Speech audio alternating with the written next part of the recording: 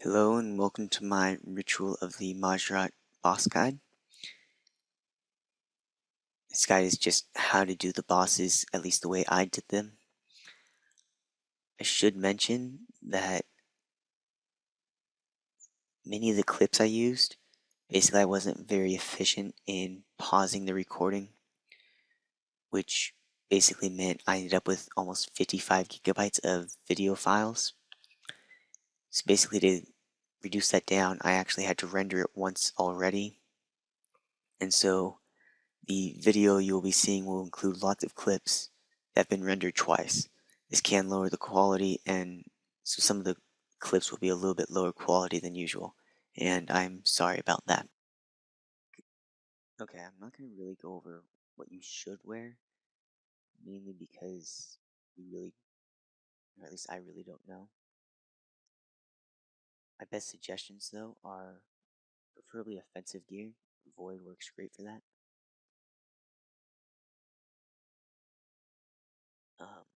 Other types of gear you might want to bring are melee gear. This is because against the ice demons, you will be praying magic while getting attacked with range. This means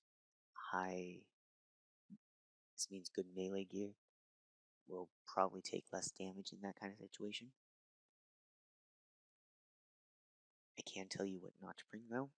Mage was very ineffective. You can mage, obviously. You can also range. I did not find it very effective either. It is simply cheaper to simply melee it. You do want a special weapon. I just have a dragon dagger right now. Dragon claws work great as well. Then you want some prayer potions and you want food. You do not want stat boosting potions. This is because when you enter the area, the Stone of Jazz effect kicks in and your stats are boosted anyway. This is also a reason you do not want to bring Ceridome and Bruise, because Ceridome and Bruise lower your stats and they will not be boosted back up. So simply bring Rocktails. You can bring Ceridome and Bruise, but just remember you're going to lower your stats if you do.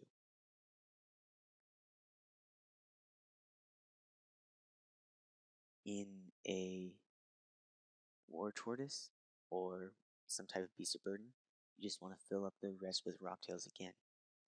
I should note that every time you get to a new cutscene, so basically every section of the bosses, you can simply teleport out and bank and come back and you'll still be at the same point. So you don't lose anything if you teleport out. So you don't have to worry about banking between the things. It's very easy to do. You also don't have to worry about dying. Your grave is very easy to get to. Simply go to the Snowy Hunter Fairy Ring, take the canoe, and your grave will be right there. I tried it once, it took me less than 2 minutes to get back to my grave. So don't worry about dying, and really just bring the best gear you can. I wouldn't advise against Barrow's gear though. This is because if you die with it, it will degrade unless you protect it. However, it's just something to keep note of. Also, things like the Enhanced Excalibur will disappear, and any Avis devices will also disappear. So those are just some notes. Really, your gear is up to you, but it's just some notes. This is what I pretty much went with. So the first boss you will encounter is General Bizarre. He's probably the easiest boss to fight out of the many you will. To avoid his attacks, simply pray protect from magic and he will not damage you. He does not hit through prayers. Occasionally he will summon a dog. It's called the Bouncer. This dog, if it is near you, does constant 100 or so damage. To avoid this, simply run away from it. If you lure it near Ali the Wise, or the Majrat Ali the Wise will kill the dog instantly. Another method that you can use to defeat General Khazard is simply hide behind a tree, lure General Khazard and the bouncer to a tree. If you do this, you will not receive any damage, and eventually General Khazard will be defeated. It just takes a very long time, and I really do not suggest it. It'll go much faster if you're actually fighting. The first thing you need to know about for this part of the quest is Lucien's special attack. It is an extremely dangerous special attack. It deals almost constant 100s or 200s, but it is very easily avoidable. Basically, when you see this black skull thing flying towards you, get off the spot you're on and get off the spots adjacent to it. It seems to me to hit in about 3x3 square. As I said, it is dodgeable though. However, if you do get too far away from Lucien, you will not see it coming. This is probably due to a glitch. So fairly close, as you can see here, I'm actually basically in the area that Lucien is in. If you do that, you'll be able to see it coming and you should be able to dodge it just fine. The second boss you encounter are 2 Ice Titans. These attack primarily with melee, and they are not that dangerous really. However, while you're fighting the Ice Titans, you will also occasionally come under attack from Lucien. Lucien uses his special attack, which I explained earlier in this video. Obviously, you want to focus on dodging that attack. Other than that, simply melee the Ice Titans. For this part, it may be very helpful to bring a familiar.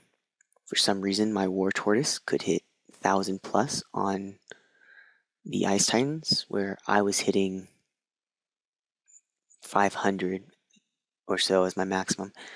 So, could be very useful to bring a familiar. However, my War Tortoise did almost die. If you do get frozen, because that is one of their special attacks, simply spam click away from where you are frozen, and you will receive no damage. If you fail to do this, you will receive very high amounts of damage. One risk of being frozen is that Lucien still attacks while you are frozen.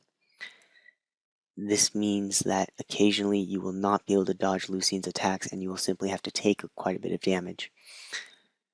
If this happens, simply eat up and be ready for it. The third boss you encounter are 2 Ice Demons. These attack with Mage and Range. I highly suggest you protect from magic or deflect magic. Once again, Lucien will still be attacking you, so you still have to dodge the attacks. You do not actually have to attack them because Carol, or at least one of the other Barrows brothers, will be attacking them, so you could theoretically not do anything and just wait. But once again, it does go a lot faster if you do fight it. One of the attacks that they also use are these icicles, which basically count as blockers. These can make it very difficult to avoid Lucien's attacks. First, because your character will run about much more randomly, and second, because they can completely surround you and make it impossible to dodge his attacks. If this happens, you can attack the icicles and get out of the way. However, make sure you do get far enough away because it is still very possible to receive quite a bit of damage. This is one of the harder parts, so I strongly recommend at least rocktails with a good amount of food because you'll be taking quite a bit of damage. The next part is probably the easiest part. Simply run over and attack the zombies. You can pray protect from melee, just keep dodging Lucien's attacks. As I said, this is very easy, but for the second part of this boss fight, you do not want to have a familiar because that can attack a Rav and basically causes a glitch that makes it very difficult to get a Rav to attack one of the Majrat. So simply don't have a familiar and you should be fine. This next involves a Rav. Basically, you want to attack Arav, simply pray protect from melee, and continue dodging Lucian's attacks. Eventually, Arav will start attacking you. Once this happens, simply run over to where you placed his heart in the rocks. And once this happens, he'll realize what's happening and go attack Zermugil, or however you say his name. The final part is you will be attacked by a clay core. Basically, your job is to go gather the 4 shards of a broken focus for Sandra. The clay core attacks with magic and range from a distance. It also attacks with melee, but only if you get in melee range. Basically, just focus on eating and collecting the shards, assemble them, put them back in the tree, and should be fine. The attacks are identifiable. A glowing orb is a magic attack. A ranged attack is a spike. Thanks for watching. Good luck defeating Lucian, and I really hope this guide helped you. My next video will hopefully be tomorrow. If not, it'll be Friday, and it will be about one of the 2 new bosses. So basically the other Barrow's brother, or / Barrow's sister, or the Glaycores. I've done both of them now, so I do have some experience on them. But I will release guides on both of those hopefully very soon.